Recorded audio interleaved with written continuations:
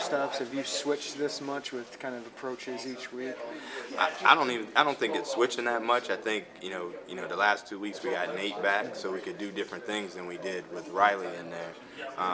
It's similar to what I had last year at Vanderbilt.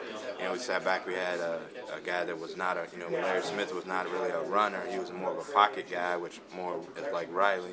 And then you sit back and we went to Jordan Rogers, who was more of a running guy, and so you had to sit back and change your approach a little bit, and that was kind of what we did. And it's the same offense, but it's a little bit, centered around a different kind of quarterback. And you can see, if you sit back and look at Western Michigan for the first half, and then you look at the last 2 weeks, that's a little bit more of what we worked on. So it's as far as using the quarterback in the run game, and then trying to open up some pass game with it. So it's just a part. Like I said, it's all building a foundation and building blocks, and we're trying to do that. So Zach Becker, we don't see much fullback anymore in this game. No, you don't.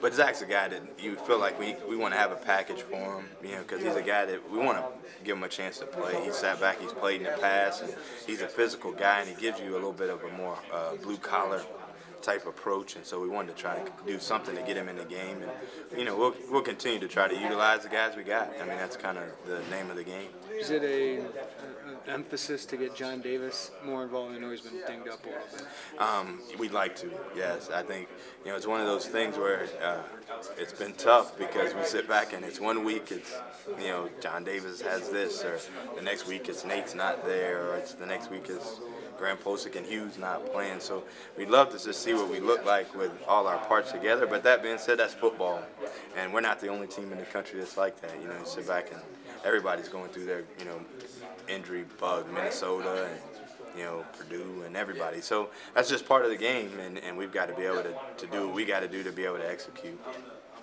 When Brady got to Michigan, he was talking about trying to create a more physical kind of atmosphere. Where's he at in that regard, do you think? They do a good job of what they do. They're great up front. We don't watch much of what their offense does. We watch more of their defense, but you sit back and you just see they're physical on both lines. And you sit back, and that's where the game is really, starts, and when you win up front. And they've done a good job of being stout up front. They got a lot of senior offensive linemen. They got some senior defensive linemen. Number 88 is about as good as there is in this league. And you sit back, and those guys, they pound you up front. 55. He's a big physical guy, 73. He's like 6'6", 305.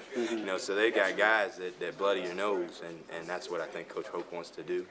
And that's what Michigan's always done. Yeah, I guess that's what you expect from a guy that was a defensive line kind of a guy. Right, no question. And he's got a blueprint of what he wants, and Coach Madison knows what he wants.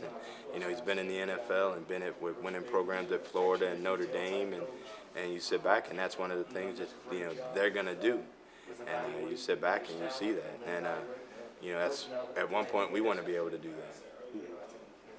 How long does it take to build a line like you want to build one? That's a good question. I don't know. I think it's all about recruiting in this game. You got to get guys.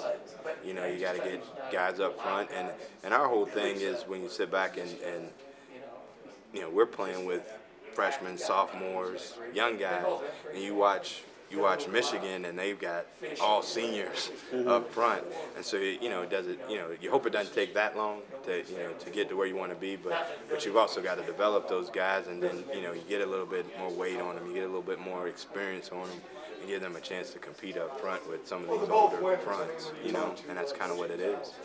Is there the potential with this group of linemen, though, that in a year or two they could be there?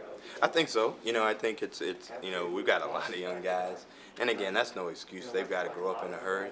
And but you sit back, you say Teddy Karras is a redshirt freshman, Mike Heights is a sophomore, I believe, and you sit back and you got a lot of young guys outside of Hugh and Graham, that've got a lot of development to do, and their upside is, in front of them. So, like I said, it's all, part of a process, and that's kind of the deal. Is you want to build a foundation, and that's where you build it up front.